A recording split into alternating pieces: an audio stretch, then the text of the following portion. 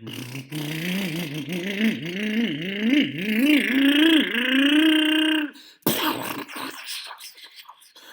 hat!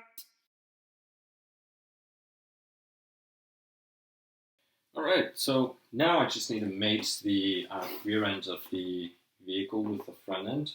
And for this, I'm going to need this plate. So these are the screws that hold this portion here. So it'll be these 4 screws. And then over here, pull these. The short screws are going to go in the bottom. And then the other screws are going to go on the top. So for this, I'm going to line up the shafts first. Let me see if I can do it upside down, and then I will show you. Might as well do this. All right. Here we go. These RPM parts are more robust. There is a significant difference. So I'm actually glad I decided to do these upgrades. Let's see, what am I doing? Yeah, I was doing this wrong. Alright, let's go ahead and do that.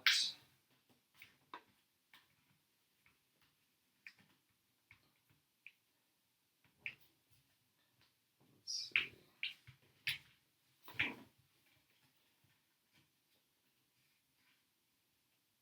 This would be easier if I had 3 hands, just so you know. There we go. All right. And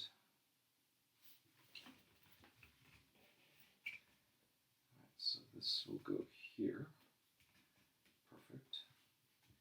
Now I can set this plate here. I can go ahead and screw. I'm going to go with one of those short ones first.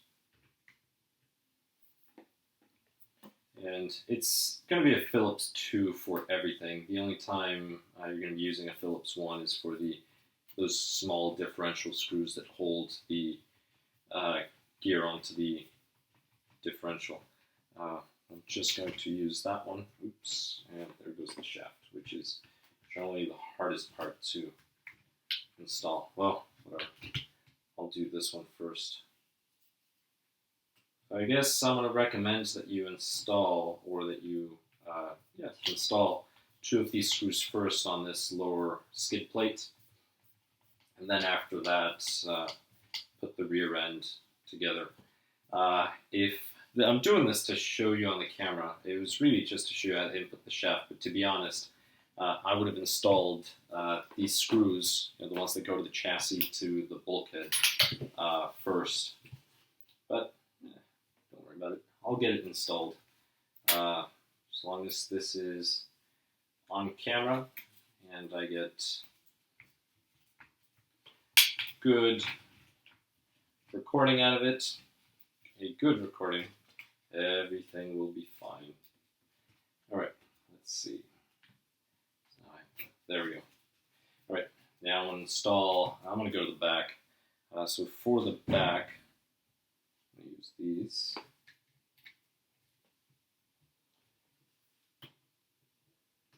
And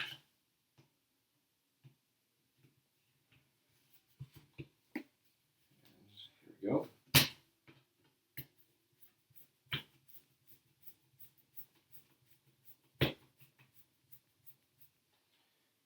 And I am not, oops, here we go.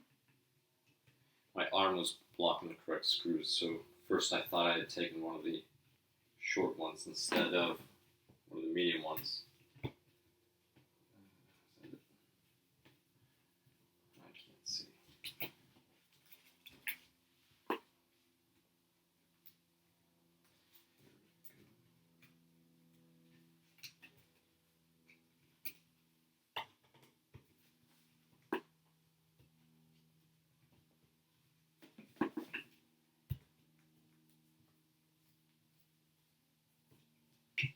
I don't want to stick my head in there. Let me try this one, see if I can get this one in.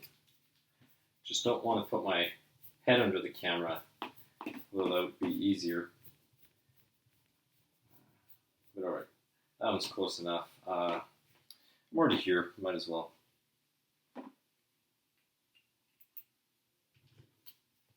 The only reason why I do not want to tighten all 8 screws completely here is because I want to make sure the top ones go in, and I want to tighten the top ones first.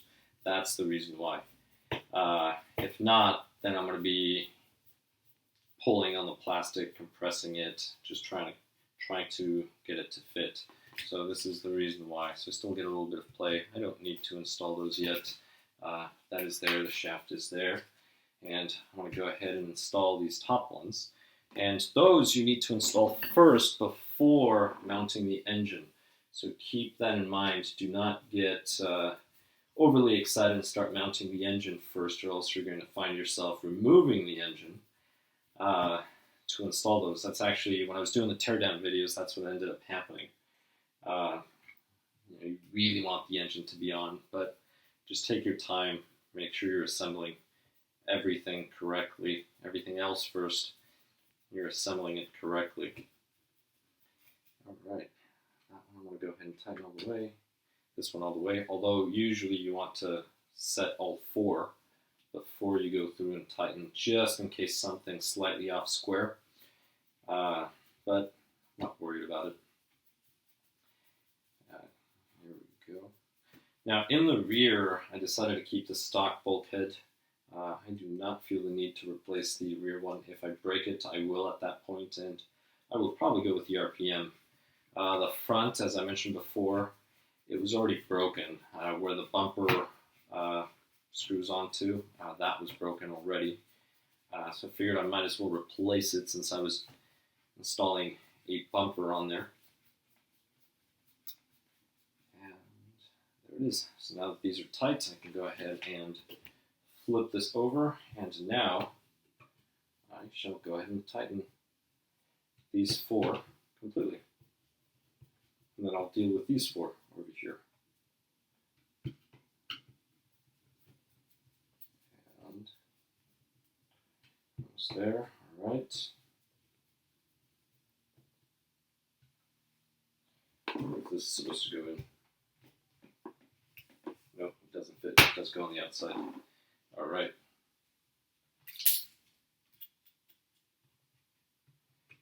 There we go. All right. Almost finished. And usually once you're close to finishing, this is where you can make the most mistakes because you're so excited in just finishing the project that you end up speeding through it. So you end up paying less attention to what's happening. I mean, sometimes that happens. So you just need to make sure to still take your time, start to finish, just take your time. Try not to drop your tools, that's something else. But anyway, the bottom is set, top is set. At this point, I can set the truck and I can look at the angle here and adjust these. Actually look pretty good. Go ahead and move this. So I'm holding the truck so that it is flat. All I'm doing is I'm just checking this, make sure this is straight. Now you can do a variety of things. You can grab just anything at a 90 degree angle. For example, something like this, place it there. You could grab a battery. That's pretty close. All right, so about a full thread out. And usually you can eyeball it. And because this is for bashing, I'm going to say it's more forgiving than if it were, for example, a race vehicle, say a 1/10 touring car, 1/10 touring car, different story. All right, so now we just need the engine. Here is the engine. Take the fuel delivery system and just drop the engine in here. Flip it this way so that I can see. I want this hose to go under the starter. And, oh, I was installing this in the wrong place. Well, this makes me wonder how I got this out. So it's moments like these where you may want to consider removing, for example, a fuel tank or something just to make it easier for you to install something. Just because you were able to uninstall it doesn't mean it will install in the same manner. The other thing too is these GTR shocks that I'm using are they are wider, so that's kind of getting in the way of me setting this. So it appears I will have to remove the fuel tank. Let's see how many screws. Appears to be 4 screws. Or I can also remove this. This is 1 screw. That's just 1 screw. Let's go with 1. I'd rather remove 1. Except for its filthy. 1 filthy screw. Here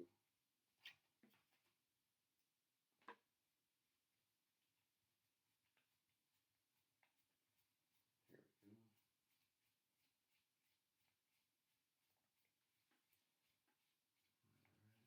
I hope it's just 1. Yes. Alright. So this is removed. Now I can just slide the engine in.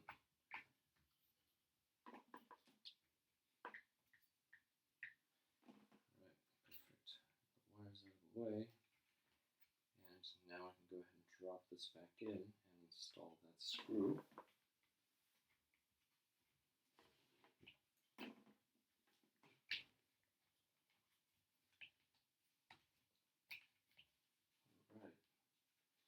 And let's see,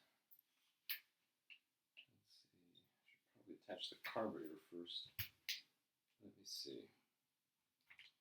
So this would go.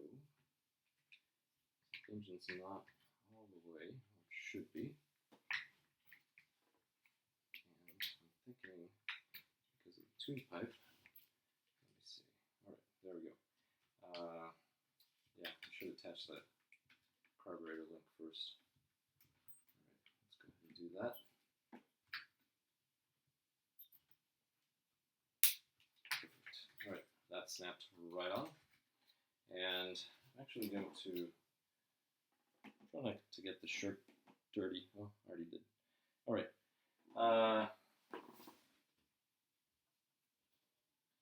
So here are the screws to the engine.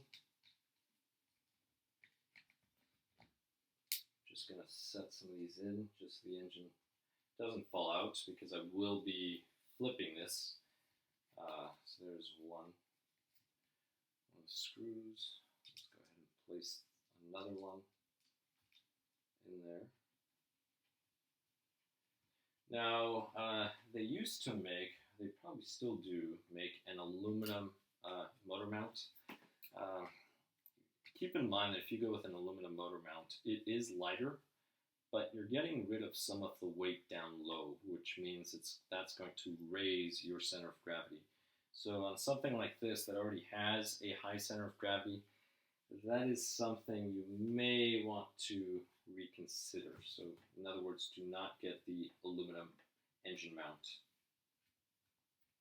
Let's keep this one.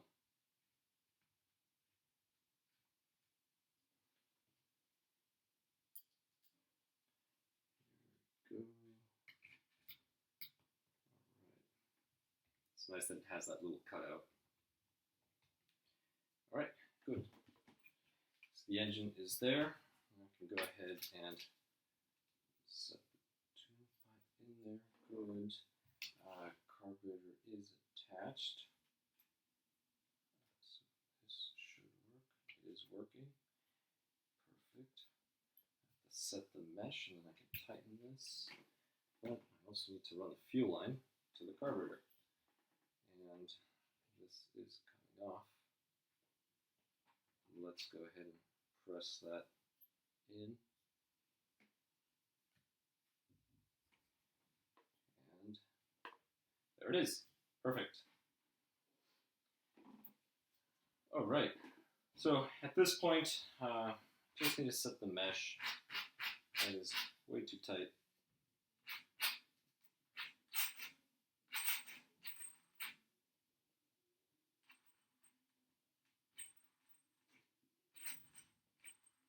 I'm just listening to it and feeling it. So here, that's way too tight, so it's not even spinning. If you move it out just a little, that's the way it should sound, and you should just see that end bell rolling. Now here, this is challenging part is, I'm going to try to tighten one of these screws. I have to make sure that the engine doesn't walk. Now if you're wondering what I mean by the engine doesn't walk, I mean it doesn't shift. It doesn't move from the position. Just going to snug these.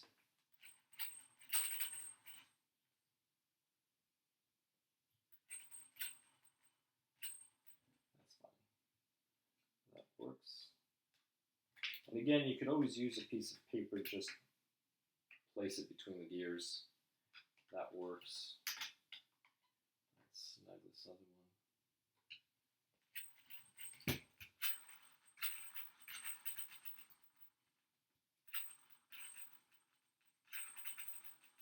All right, now I'm going to tighten them. Just going to go one by one. Still good. Now at some point I'm probably going to replace the spur because this spur is huge. I can't remember if it's 72 or 77. It's a 77 tooth, 72 or 77 tooth spur. I want to go with something in the 50s, which is what a 3.3 comes with, but keep in mind this originally had a smaller engine. That is it. So the engine is attached. This is good to go. At this point, I'm going to just place the filter there just to make sure I don't get any debris in there. This way, that works. And now I get to install the wheels. Just put these tools away.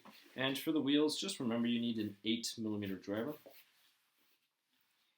And these nuts held on fine when I was braking in the engine, but keep in mind, when I was braking in the engine, I was going slow. So that was 4 tanks of just slow moving action. I didn't go very fast. So we'll see if these hold. If not, then I will replace them. I'm hoping the serrated nuts that I have that, from my Techno will fit.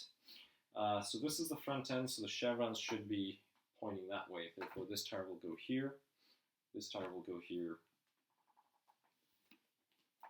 And let's see, this one will go here.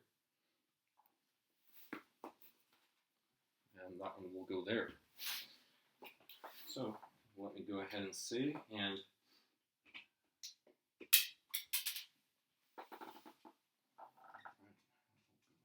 there. No, it will not. One moment. Oh, yes, yes, it will.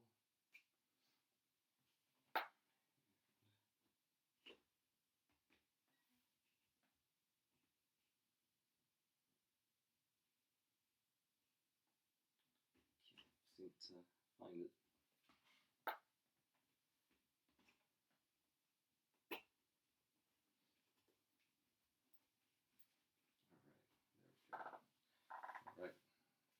Grab one.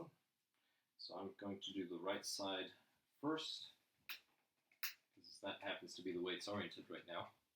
It's the only reason why I'm doing the right side first.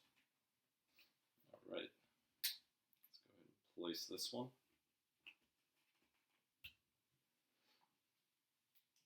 And these tires here, they look like the original tires and wheels. I'm not sure if they are original, mainly because the threads look really good. So I'm not sure if maybe they ran different ones. Maybe they destroyed those tires and then just decided to get the similar to the originals. But then again, they could have just replaced the originals right off the bat with a different type of tire. These tires here are very, very soft. They will balloon easily. So that's another possibility.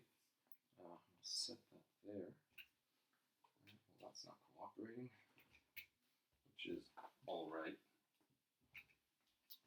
Let's try this one over here. All right, this one did, so I'm going to go ahead and attach the rear.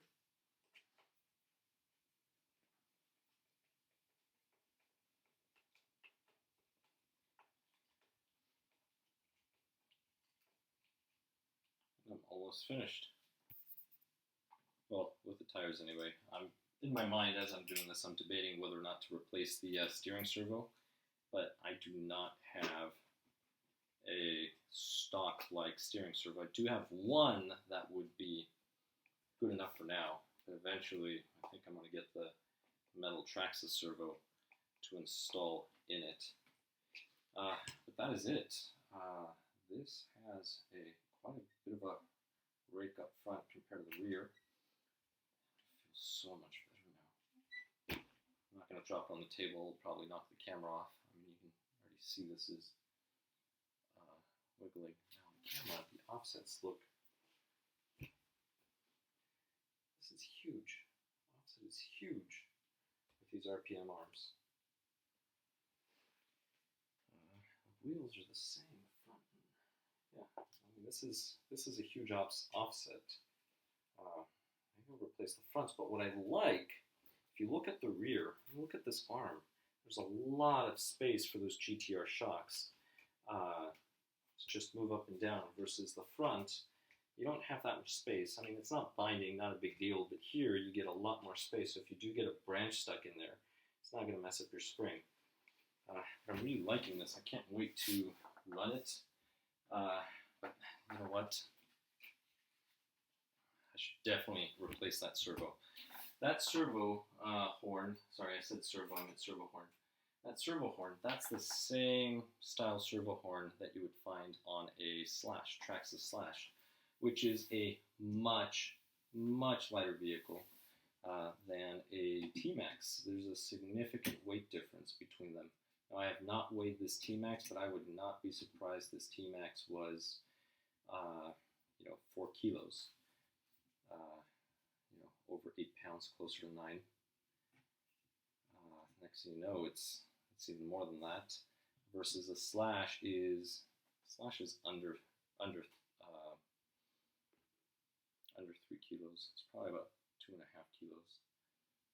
So there is a significant difference in weight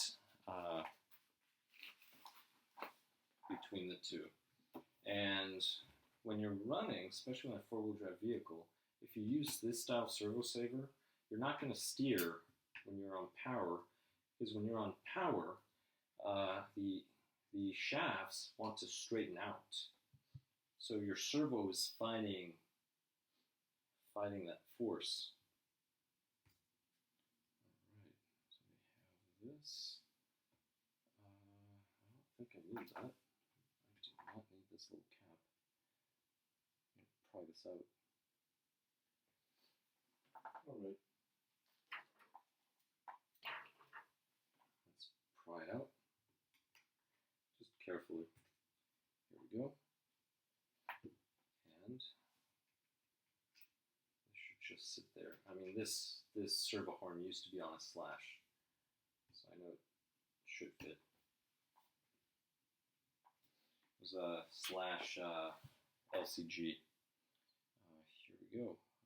But now I'm going to have to use a different screw because that one's probably going to be too long.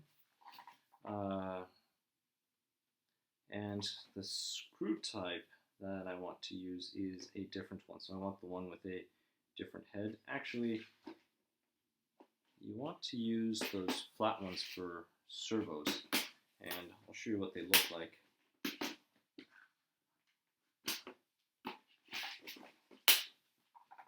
These larger ones, and there's already some thread compound in there, some thread lock compound. This might be too long. If it's too long, I have a shorter one I can use.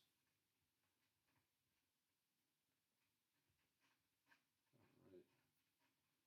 Feels like it's threading and threading. I may need that shorter one.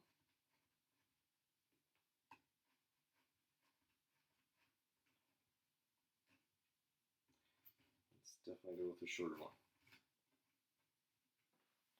And, well, the reason why it's not threading is, first of all, I was using a 2mm driver. This is a 2.5. So that'll make a difference. But here, let's see. Yeah, definitely need a shorter one. This one's too long by maybe 4mm. But do have a shorter one. Not a problem. And generally when you buy servos, it will come with a lot of extra screws. So you'll have different sizes just for the different possible servo horns you could get. Now I hope the servo horn works. I don't think it will be too short because it's about the same length center to center as this one. But eventually I may get the metal Traxxas Servo. And we'll install it there. Now this one back here, that clamp, probably should have clamped first. Oh, I could have sworn that was a 2mm. Let's get the 1.5mm driver.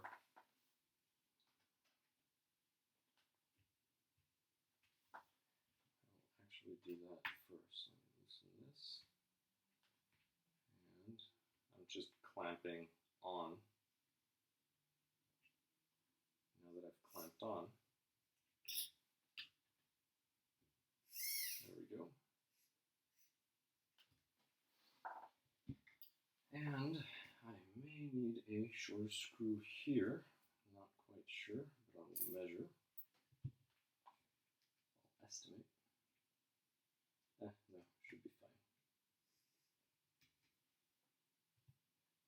Should be all right.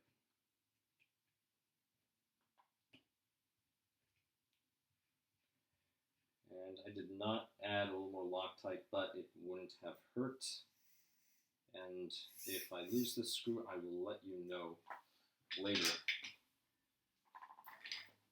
But for now, there it is. All right, this thing is almost ready, and the reason why I'm saying almost ready is because now I want to work on this wiring harness. Maybe I can do it later, but I can show you what I end up doing with this. This works. Maybe I'll leave it like this for now. I'll leave it like this for now. I have to first find my push button switches and then solder on a male Traxxas connector. That way I can just plug in the battery, put my glow plug starter, hit the switch, do them both at the same time.